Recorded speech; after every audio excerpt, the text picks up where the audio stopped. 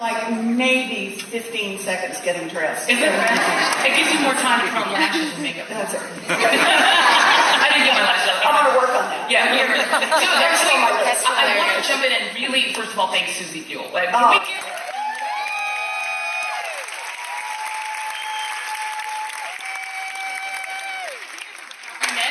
give a mutual friend, but you feel like you know her. Once you've met her, you feel like you know her. And Susie makes things happen. Yes, she That's does. what I like. I like women. She does. Well, you know, I cannot be here in the presence of Senator Elizabeth Warren and not ask you about the big news today. News junkie that I am, of course, on the way over, I was just in my phone. Yeah, so was I. Right, in the Yeah. fallout over the Donald Trump deciding to pull out of the Paris Climate Accords.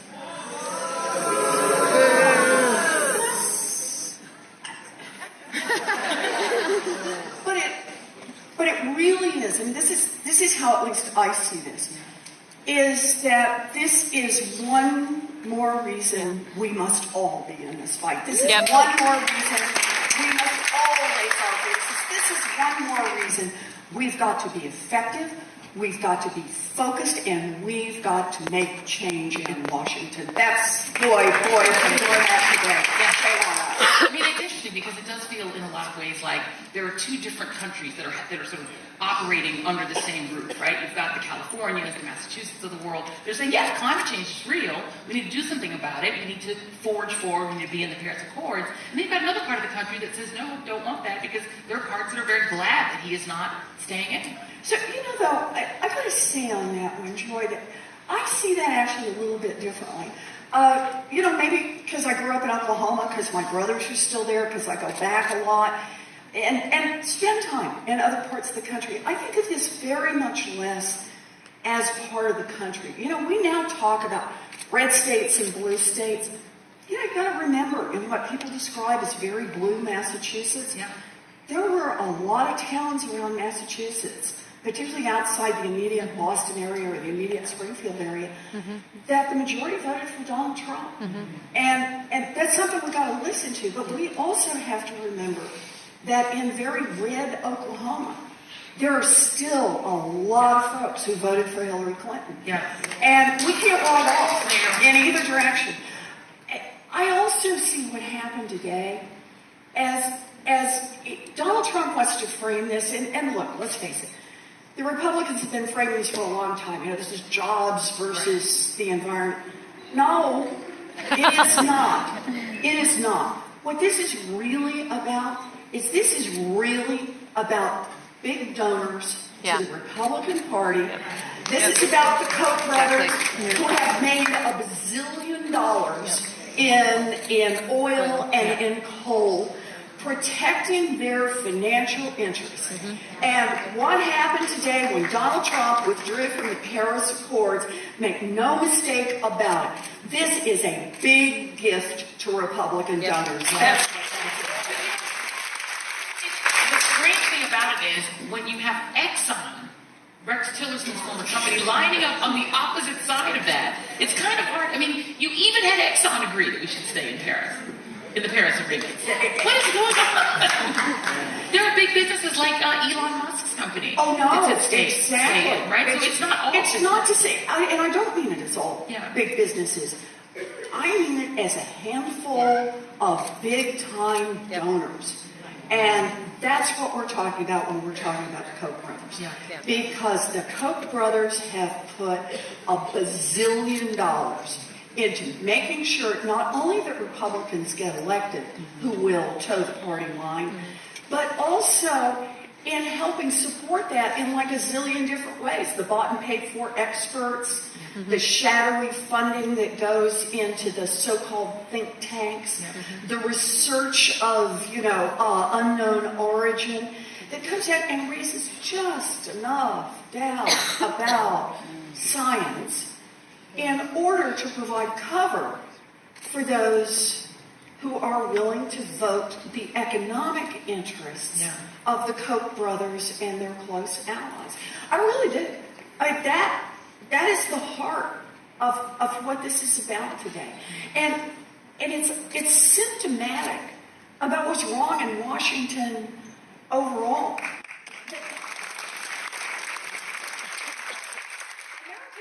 be a country that filtered things through the lens of, does it help working families? Does it help expand opportunities? Does it create more for millions of Americans? And today, we've got a government that is powerfully effective and works just great for a thin slice right at the top. That is just terrific. If you can hire an army of lobbyists, an army of lawyers, an army of experts, it's working for them. And that's why this moment in history is so important. That's why this group is so important. That's why every one of the people out here is so important. Because the real question on the line today is, can democracy survive this? Can democracy fight back?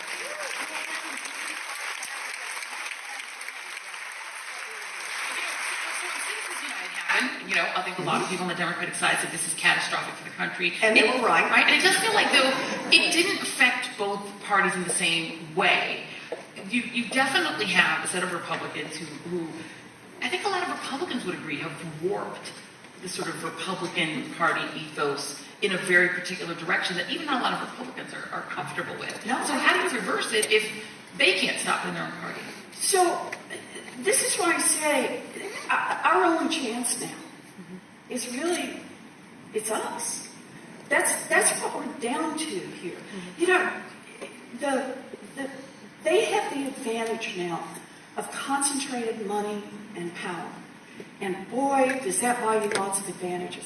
And people have asked for a long time. I mean, philosophers have asked, political commentators for going back a long time. Can democracy really survive over time? And the big argument was that over time, democracy would simply become chaos, right? As we splintered into different groups and so on. And now what we're seeing in the year 2017 is, no, it's not that at all. It's that in a democracy, in this democracy, government can be seized by a handful of those with money who are willing to spend it in Washington, to make an investment in Washington, to get the government to just tilt in their favor a little bit. Right now in Washington, this is what gets me. It's the lobbyists. Oh yeah, it's the lobbyists. It's campaign contributions. It's all of the influence on Congress, but it is so much more. It's how they're out there in every regulatory agency, pushing on those regulatory agencies every chance they get. How they show up at every meeting that takes place in Washington, every discussion, every place a decision is going to be made to make sure that the interests of the richest and most powerful in this country are well represented. Make sure that the argument gets made to say, yes, but how about we just reword it a little bit differently? How about we just add one little exception? How about we just do one special rule for this group? And what happens is you just get a little tilt. And then the next time you've got to make a decision, there's just a little more tilt, and then a little more tilt, and then a little more tilt. And we end up where we are today. And that is that money slithers through Washington like a snake. And it has influence everywhere. And that's why I say our only chance is to take advantage of what we got. And what we've got is there's a whole lot more of us than there is of them, and we've got the resources we need.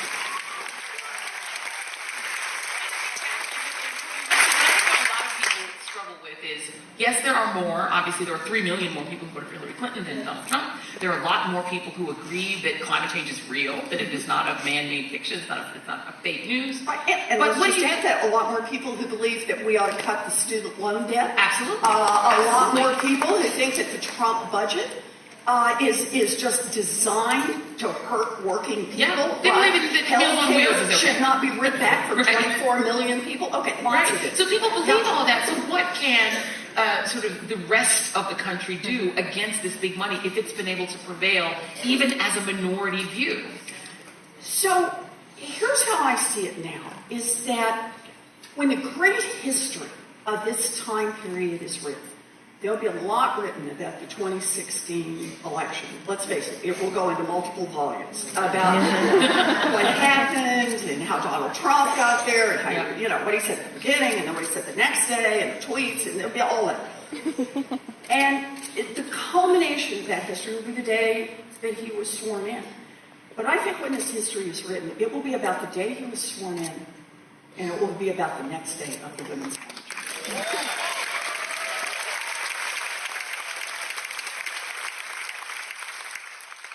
The world shifted when Donald Trump was sworn in, and then it shifted again when women and friends of women showed up all across this country to say, I'm going to make my voice heard. And for me, it really was the signs. Where did you do the Women's March? Did you do the Women's March? Or should Senators. We were above the Women's March on a balcony in Washington, D.C., watching literally 500,000 people below us. But because we work in network television, the decision was made that Donald Trump being in church was the bigger story. So we were watching Donald Trump sit rather awkwardly in services, while below us, and I was actually there with Maxine Waters. Oh, wow. It was freezing cold. She braved the cold with me. We had the heater blowing on us, the two of us huddling together under a blanket. And she stayed there with me, and we watched the Women's March from that balcony. And it was amazing. We could actually see that the history was being made right below. No, you're part of it at that point. Absolutely. So I was in Boston. We did the Women's March in Boston. 175,000 people in Boston, right? And that's when they quit counting. Because this is true. Because we were so in that there was just no more space. Yeah. And in fact, I'll tell you what our march consisted of. Our march consisted, once we finally decided to line up, and I kind of like on the front row of this march, is the police would get about 10 feet ahead of us and just try to push some crowds out of the way so we could take a few steps and say, well, we marched. We were just there. It was like this giant family reunion, right? Of little people and big people and young people and old people. Yeah. But it was the signs. And so I thought about this as I'm driving in, because remember, I'd been at the inauguration the day before, and I thought, and I really did, I showed up for the inauguration. Historic crowds. I mean, those crowds were huge. Huge. Yeah. I wanted to see it. I mean, I really did. Man, right there. Burned onto my retinas. If there was ever a moment that I was like tired and I've done enough, all I have to do is close my eyes and think, oh my God.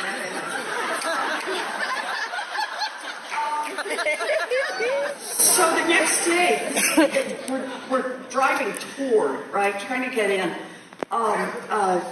to the Common, and as we're driving along, I'm in the car and I'm thinking, we're going to fight back. We got to fight back. We got to fight back. We're going to have to raise an army, and it's going to be different from anything we've ever done in America. We're going to have an army in America, and I'm thinking, where do you get an army to do this? How do you pull an army together? I really am. I'm thinking about this, and I look up and I'm watching people that are starting to stream into the march, and I'm seeing women in pink pussy hats, and I'm seeing these men pushing strollers, and I'm thinking, very handsome. And I look over, and there's this man. And he's got this little girl up on his shoulders. And she's got this piece of poster board. And she is giving it what for. And this piece of poster board has horses on it. Aww. It has rainbows. It has glitter. And it says, carefully lettered, I fight like a girl.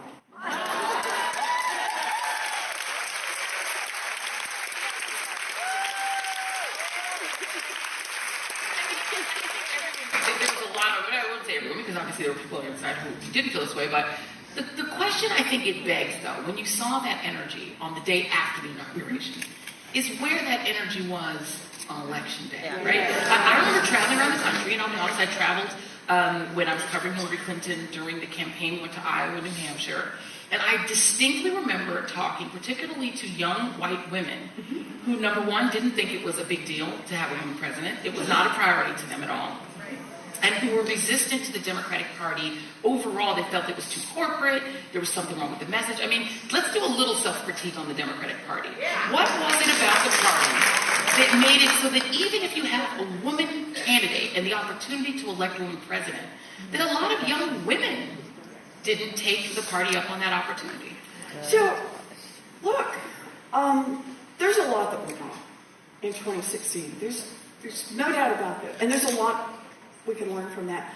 But I just want to be clear. I think there are a bunch of Republicans sitting back watching this and saying, good, start shooting at other Democrats. And I'm just not there. I'm just not there.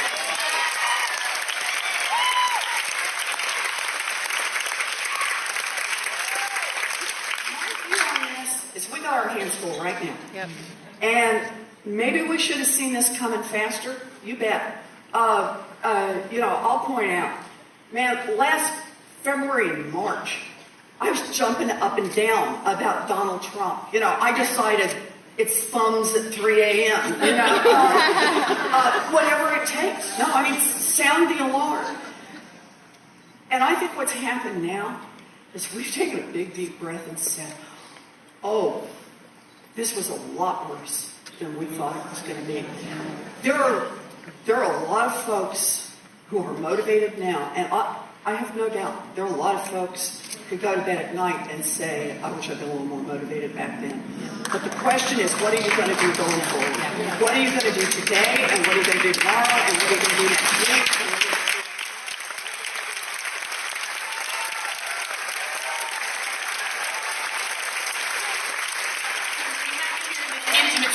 On a few thousand people, that's right. Of our closest friends. So we got to get some inside scoop on the body, place where you work, your workplace, because the United States Senate, the grown-up side of the House, right? That's relative. It's relative. All relative terms. People are sort of looking to the United States Senate as the body that's ultimately going to try to rein Trump in, but I don't see it. It doesn't appear to be that there's a lot of motivation, even among the Lindsey Grahams and the John McCains, to get a lot of press for it from my profession, to really stop him. The Russia infiltration into the election gets more alarming every day. It is really shocking the extent to which they were able to have contact with people who are now in government or would have been had they not been captured out. Is there, behind the scenes, a level of alarm equal to the level of outrage outside of the Senate chamber?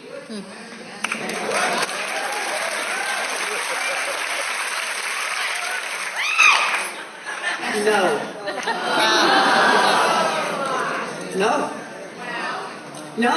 So look, I'm with you. There is not the level of alarm. There is not the level of pushback. There is not the level of what's going on here. It's not happening, and this really has me scared. Look, think about, let's talk about it for a sec. Why not? Oh, hang on. So just think about just a few of the things we know, right? Our intelligence agencies across the board have made it clear that the Russians hacked into American systems in order to influence the outcome of the 2016 election. This is not debatable. This is not alternative facts. This is known. And there is lots of evidence on this. They don't want to make all the evidence public, but they will make it public to every representative and every senator and a president, were that president interested in seeing it. Right? The information is there. So this part, we know for sure. We know that now high officials in the Trump administration have had to resign because of their direct contact with the Russians. And we also know, out of the mouth of Donald Trump himself, that he said that he wanted to, that he was firing FBI Director Comey, at least in part, because He wanted to shut down that investigation into the connections between Russia, the United States, the Trump campaign, and Trump himself. Now, if I had described those three facts to you a year ago, didn't even have to use the name of the president, used any president, like President Clinton, or some other president, right? You would have said, this would not be partisan. There would be Democrats and Republicans all over this. They would be all over this. Lock him up!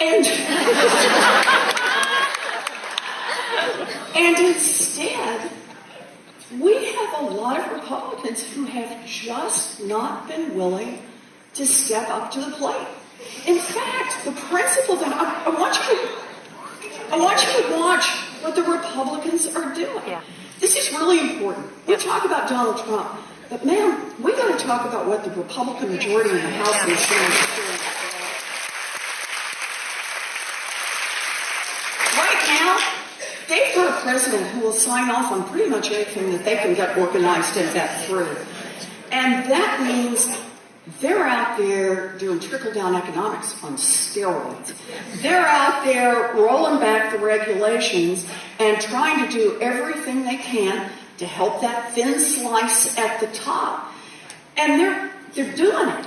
I mean, so just look at the first weeks after Donald Trump was sworn in and what happens. So Congress passes a bill and Trump signs off to make it easier for federal contractors to steal employees' wages. Stays right underneath the radar screen, right?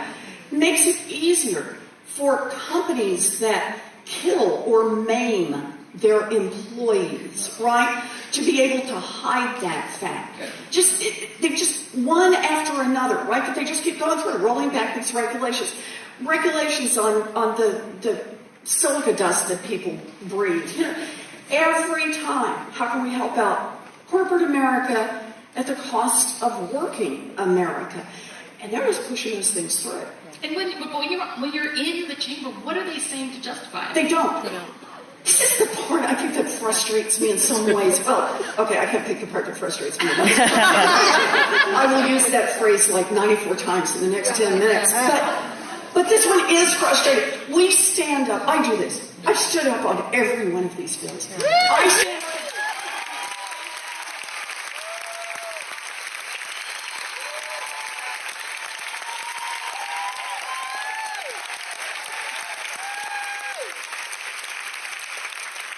And often it's in an empty chamber.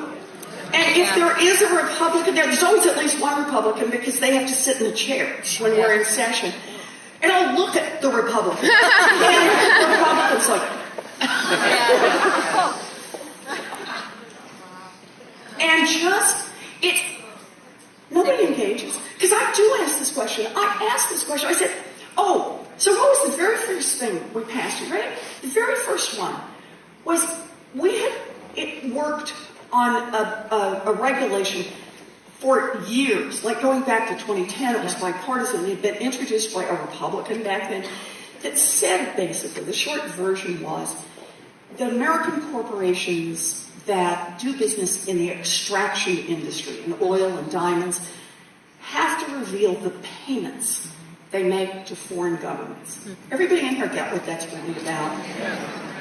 Right? Rex Tillerson, I've heard that name. Said at the time, it's terrible. Terrible. You can't do that because if you do that, we won't be able to do business in Russia. Think about that. And so we finally get this regulation through that doesn't say they can't do it. All it says is you got to be public about it. You're going to have to tell, which frankly means the locals will know about it. And the rest of the world community will know about it. And what happened? One of the first bills we do just rolls that back. So they can continue to keep those payments secret. And I still remember going to the floor to talk about what the bill did and to say, really? Is this who we've become as a country? Can just one Republican come down here and give me a justification why we should permit American corporations to go extract from these companies and to be able to make payments that they want to keep secret? Just give me the ration, just say what it is that's going on. And the answer was total silence. And that's been true on every one of these regulations. This has been true with this latest judicial appointment. This is true over and over. And it is, we don't have to engage with you anymore. We don't have to have a debate about this. We don't have to talk about how this happened. We have got the votes the Republicans have said, and the Republicans are just going to roll this stuff through. And so this is why I come back to the importance of the date after the inauguration, the importance of the science march, the importance of the fact that we took to the airports when Donald Trump put in place a Muslim ban, and that at least in Boston, boy, we did our rally the next week. The importance of this is to say, we don't have the numbers. We don't have the numbers in the United States Senate. We don't have the numbers in the House of Representatives. And we got a lot that can happen between now and November of 18. And look, I want everybody jazzed and ready to go and totally engaged and everybody voting in 18. But we got to fight these fights right now. And the only thing we've got is your voices to help back us up.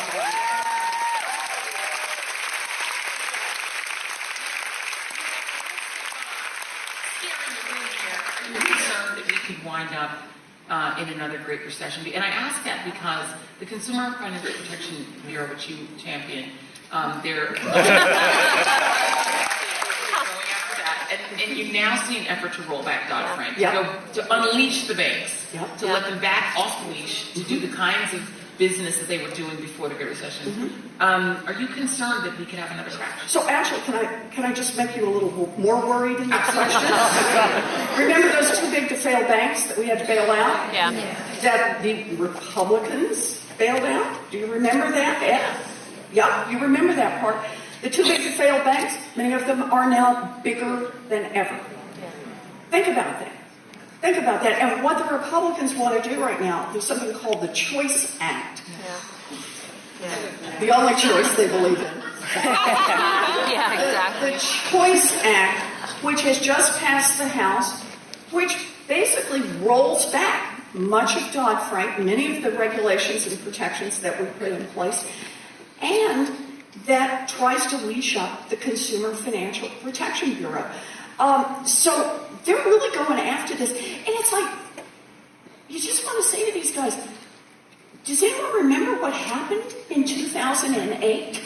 Did you all take the big amnesia pill and just don't remember any part of that?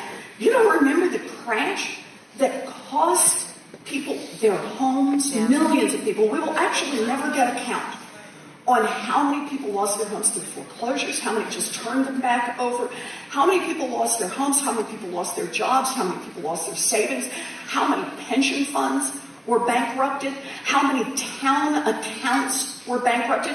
Why? Because an industry had figured out that they could boost their profits by selling to families grenades with the pins already pulled out. That's what those mortgages were. And then they figured out they could double those profits, quadruple those profits, by boxing them back up and taking those big boxes of grenades with the pins pulled out and handing them off to pension funds and to cities and to counties to sell them to them. Not only never explaining risks, hiding the risks that were associated. And then when it all blew up, turned around and said to the American taxpayers, you have to bail us out because we are essential to the survival of the American economy. They cost us an estimated $14 trillion. And right now, the Republicans are saying, let's go back to the kind of regulations we had just before they blew up the economy. And the answer is no, sir, not on our watch. We are not going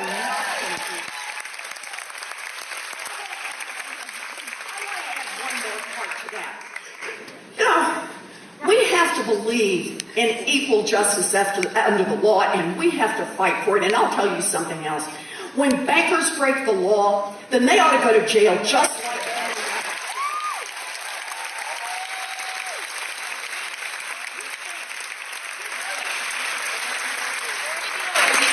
sort of thing that does feel like I got a little excited about it. that does feel like it is under attack is the right to vote. Of course, after the re-election of President Obama, there was this real zeal to completely peel back the Voting Rights Act. Oh, yeah. We have an Attorney General who I will recall you attempted to read into the record the words of Coretta Scott King.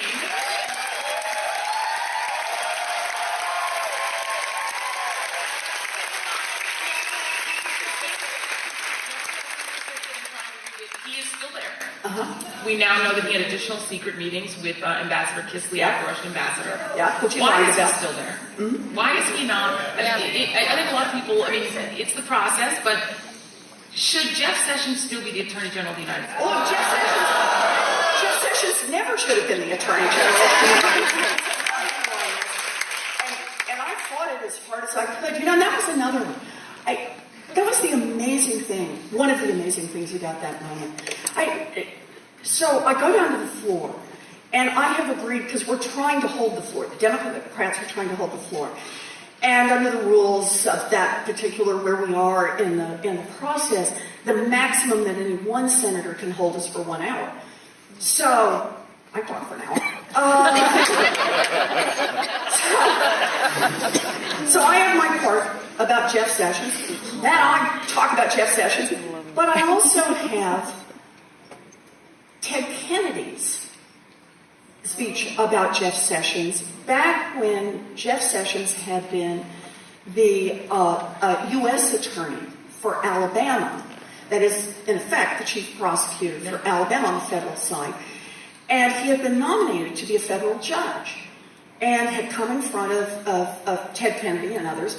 And so I thought, I'm going to read Ted Kennedy's speech, and then I'm going to read Coretta Scott King's letter to the United States Senate explaining why she thought Jeff Sessions should not be confirmed as a federal judge. So all this is from back in the 80s. And you all remember, by the way, because this is actually important about it, he was not confirmed as a federal judge. Both Republicans and Democrats voted against him. And the concern was racism, right? That was, let's just call it for what it was. And so I thought, okay, so I'll do my part, and I'm giving it this and giving it that. And I'm watching this kind of back and forth, you know, but I keep on going. And I finish the part that I put together for myself, and I go to Ted Kennedy's speech. And I'm reading Ted Kennedy's speech, and I say something, and the gavel comes down, and the presiding officer goes, wham! And he says, the senator is warned up. And I said, what? You know, I've never seen this. I've never seen it in the U.S. Senate. I had never seen anything like this, never seen it happen to anyone else. And I said, what do you mean? And he said, the senator is not, because sitting senator at the time he's being considered for Attorney General. We can't say bad things about his record or about him. Because one does not impugn another senator. I said, I'm not impugning anybody. I'm reading what Ted Kennedy said about Jeff Sessions, and it was okay in the United States Senate back in the 1980s. Tell me why I can't read this in 2017. So we have a little back and forth about this, and he warns me. I'm thinking, okay, so I've been warned. So I keep on, and I'm watching this, just kind of going back and forth. People are still talking. And I thought, gee, I wonder what, I'm trying to kind of like think ahead. What else is in Ted Kennedy's speech? And I get to the end of Ted Kennedy's speech, and nothing has happened. And I thought, okay, we're past that. Now I'm going to read Coretta Scott King's letter. And I turn the page, and I get, this much into Coretta Scott King's letter, where she talks about Jeff Sessions having used the awesome power of his office to prosecute civil rights workers whose crime, in his view, was to help elderly black citizens vote. And if you've never read the speech, I urge you to do so, because she puts the facts to this in the speech about intimidating witnesses, about putting elderly people on a bus that's unair conditioned down in Alabama to haul them off to grand juries. How frightened people were by this, and it's just this. It's this deeply touching, this eloquent letter. It is not an ugly letter. It describes something ugly. So I'm reading through, and I've just read her sentence, and I keep on going, and then there's another wham, and the chair calls on Senator McConnell, who has come to the floor to object. And I thought, not really. I mean it. I really did. I thought, you're not going to do this. You are not going to do this over a letter from Coretta Scott King about Jeff Sessions. Yeah. A thoughtful, measured description of fact about what happened in Alabama on his watch, what he led. You will not do this. And he did it.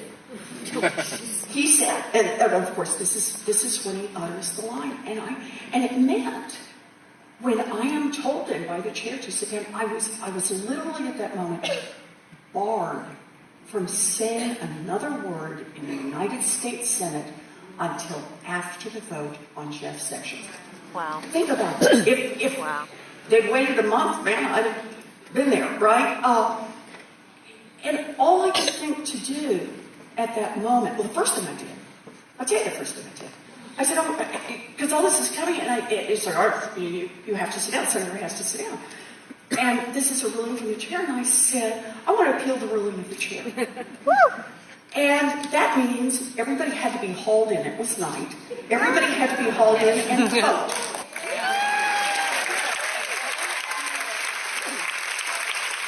Was I in contempt of the rules of the Senate by reading Coretta Scott King's letter, or not? And this is why I say, this is about Donald Trump, but keep in mind, this is much more than Donald Trump. Yeah. Every single Republican voted that I was in contempt and had to be barred from the floor of the Senate. Every single one. Not one said, whoa, let's back up just a little bit on this. So you all know the next part, and that is, I just went outside and read her letter anyway.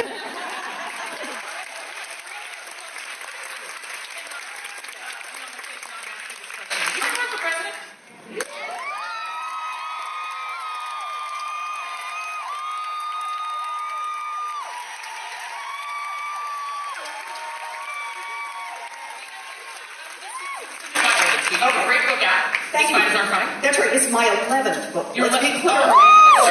Usually our book precedes a run, right? Yeah, well, it did 10 times before. That's right. You're a well-known, nationally known figure.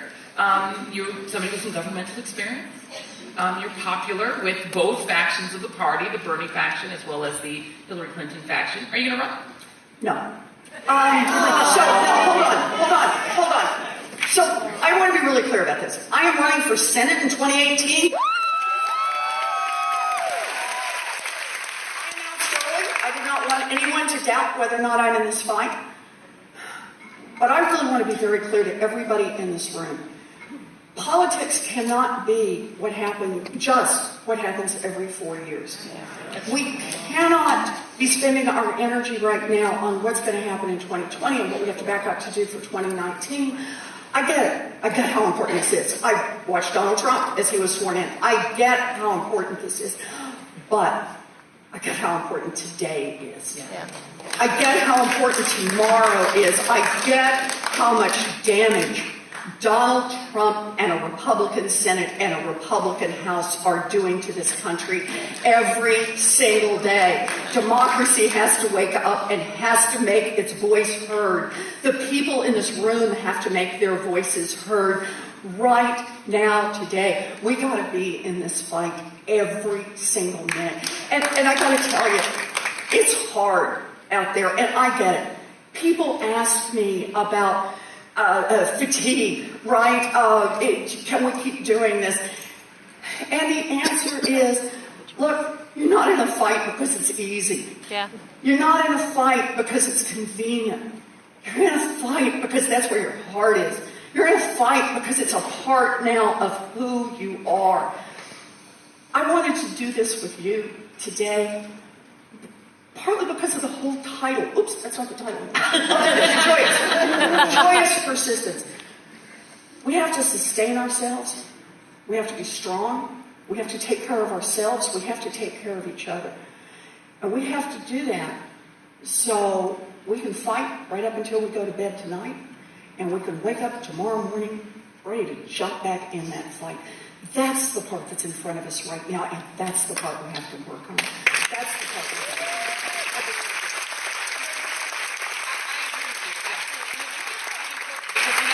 The thing that was great about the day after, about the Women's March, was that you didn't see despair. You really saw a sense of hope and power and self-empowerment. And I think that's what people have. And that's a part of where joy comes from.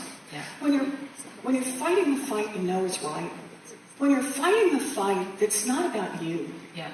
but it's the fight about all of us. It's the fight about opportunities for others. It's the fight about how we believe that we really can build a future where not just some of us count, but where everybody counts. When we believe that, when we fight for that, we find the strength, we find the joy in it. I actually believe that. Senator Elizabeth Warren,